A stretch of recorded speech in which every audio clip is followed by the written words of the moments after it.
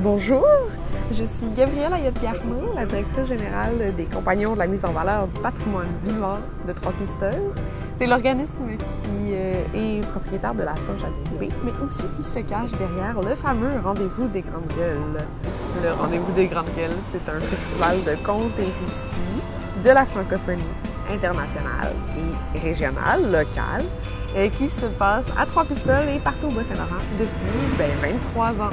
Et cette année, d'ailleurs, c'est une édition particulière parce que c'est Femmes de parole. Donc, les femmes sont mises à l'honneur au Festival de contes.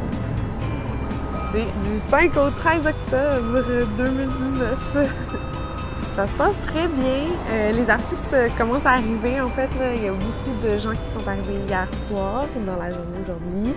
Ce soir à la Forge, il y a comme l'ouverture officielle. On avait une pré-ouverture samedi dernier avec Cédric Landry. Ça s'est super bien passé.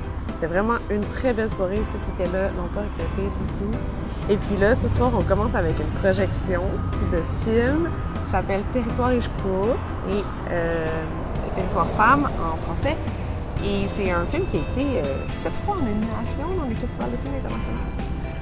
Et on poursuit ça avec un collectif bolorancien de conteuses de chez nous, professionnelles. Donc ça commence en force ce soir à la fois.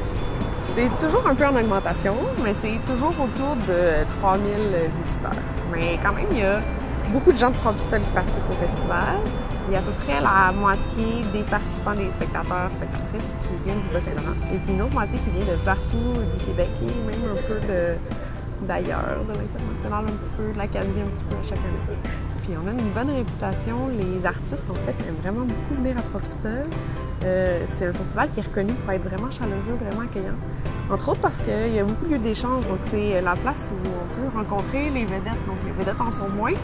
Il y a le Café des Conteuses qui est ouvert et c'est l'endroit pour aller manger pour les artistes, mais autant pour les bénévoles, puis les spectateurs. Tout le monde est invité à y aller, donc il y a vraiment une place à l'échange. Puis je pense que c'est là-dessus que la réputation du festival se base. C'est vraiment un endroit agréable, la fête est belle. Donc les artistes aiment ça venir, puis ça fait aussi un niveau, une qualité de festival très élevée.